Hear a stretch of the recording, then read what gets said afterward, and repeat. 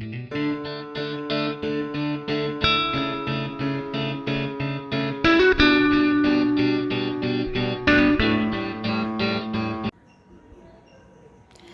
everyone, welcome back to Maths with Krish. Today I have taken a very good question. I love this unit, series and sequence. So I have taken 2016 advanced level question. Those who are new to this question, you can pause the video and go through the question. Alright, in the question itself, they have given the UR, they have given the FR. So they want us to find the A and B, where A and B are real constant. Also they have given a small information. UR equals to FR over 2R minus 3 into 2R minus 1 minus FR plus 1 over 2R minus 1 into 2R plus 1. This is the hint where we have to find the UR, where we're going to find the constants of A and B. They have given the FR term. So we are going to find the FR plus 1 term. It's very easy. What you have to do is you are going to substitute R plus 1 instead of R. There you go. They have given the R. So I have applied R plus 1 equals R also we have here. So R plus 1. A, we have a R here. A, R plus 1 plus B. You can simplify it further. So this is going to be your final answer. AR squared plus 2AR plus BR plus B plus A. So in the question itself, they have given the UR equals, which is my 10R plus 9 over 2R minus 3, 2R minus 1, 2R plus 1 equals FR over 2R minus 3, 2R minus 1. I'm rewriting the given information. So 2R minus 1, 2R plus 1. They have given in the question itself, where R is a positive integer. Right. So we have found the FR. We have found the FR plus 1. So you can substitute it. Before that, you have to equal the denominator. The UR denominator, we have three terms, 2R minus 3, 2R minus 1 and 2R plus 1. Over here also you can observe the same term. So we can equate the denominator. So what you can do is, you have to write it 2R, 2R minus 1, 2R plus 1. It's going to be a big term. I'm using a ruler. Here you go. You don't have 2R plus 1. So I'm going to multiply FR with 2R plus 1 minus FR plus 1. Here I don't have 2R minus 3. So I'm going to multiply that. On the next step, what you're going to do is you're going to substitute your FR and FR plus 1 terms. So R, AR plus B, 2R plus 1 minus FR plus 1. You're going to substitute this term, 2AR plus BR plus B plus A into 2R minus 3 over 2R minus 3, 2R minus 1, 2R plus 1. On the UR term, you have the similar denominator. Also you have here. So you can cancel out, unless you have to write it again and again and again. So you have to remove that in your next step, and that will be easy to find the constant A and B. So I have simplified it. You can just multiply each bracket. You can solve the brackets and some of the term will be get cancelled off. So finally you'll be getting this term, and I also have written my UR term. Now I'm going to equate the coefficient. I have R here, also I have a R here, so I'm going to equate R. So 10 equals to minus 4A minus 2B. This is going to be my first equation. I don't have any other R term, so I'm going to take the constant. Constants 9 equals to this term, 3a plus 3b. You can simplify it further, and I'm going to use simultaneous equation. So I'll be getting a and b. So my a is going to be 2, my b is going to be 1. So as per we have found the a and b constants, a we have got 2 and b we have got 1. Next question, show that sigma n when r equals 1 ur equals this. This term means we have to find the sum. We have to find the sum of the ur terms when r equals 1. So to make it very easy, I'm going to mention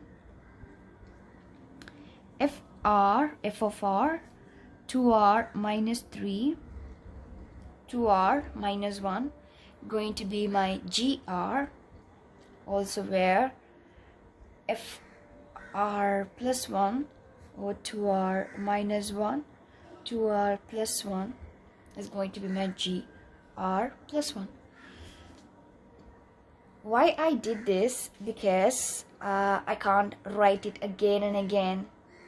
So I have just named, like, let gr be this and let gr plus 1 be this. So finally my equation of ur will be gr minus gr plus 1.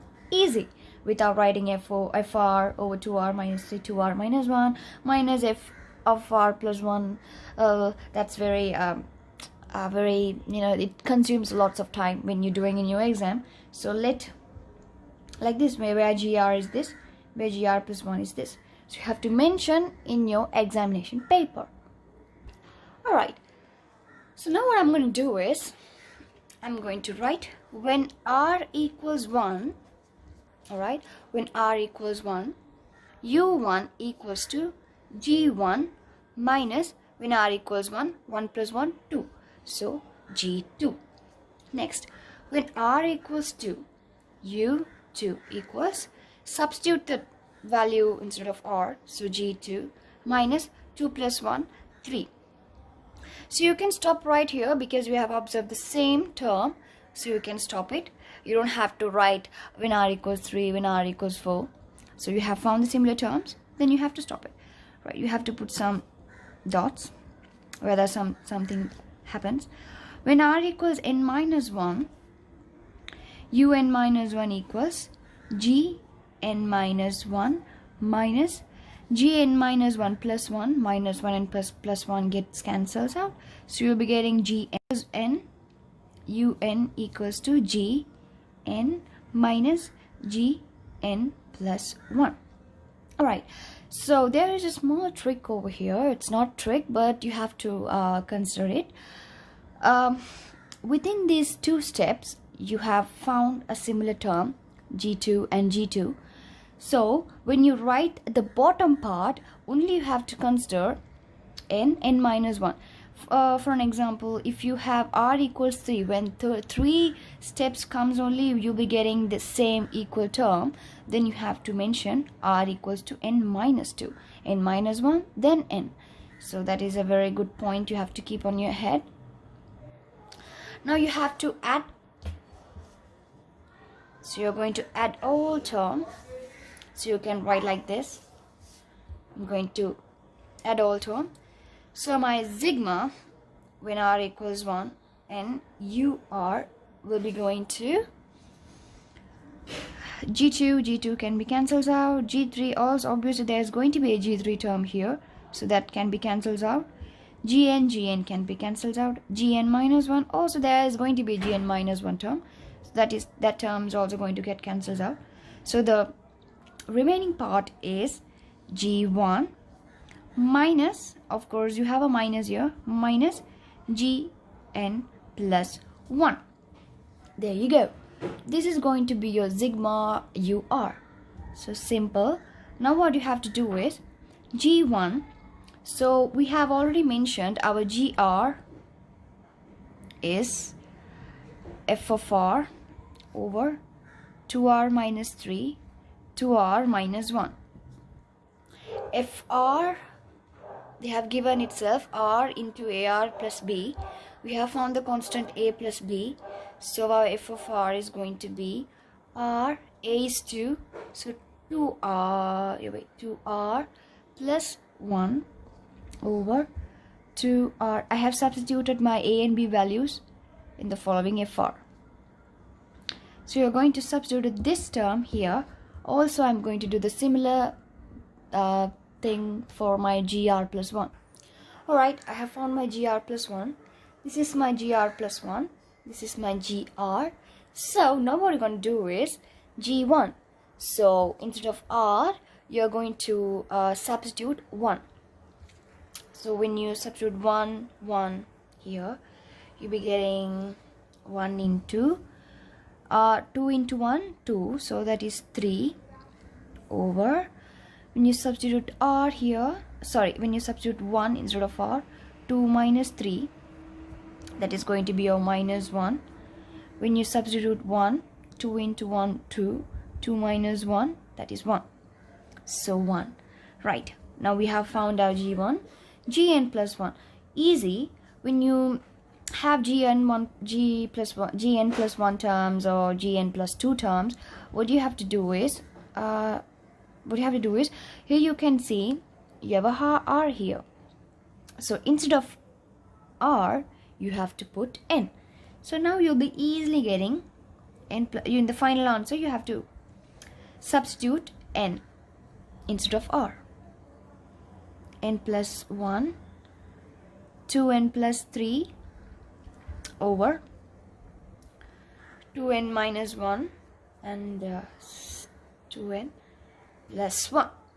There you go. You can simplify it further. So you'll be getting minus 3 minus n plus 1, 2n plus 3 over, you can solve the brackets, so you'll be getting 4n squared minus 1. So this is the answer they have need in the question. See? So you have to write where r is a positive integer. Right. On the next question itself, show further that the infinity series sigma to the power infinity ur is convergent and find its sum. So when you have this situation, what you have to do is take your sigma ur term. Now you can observe your n squared is the highest power.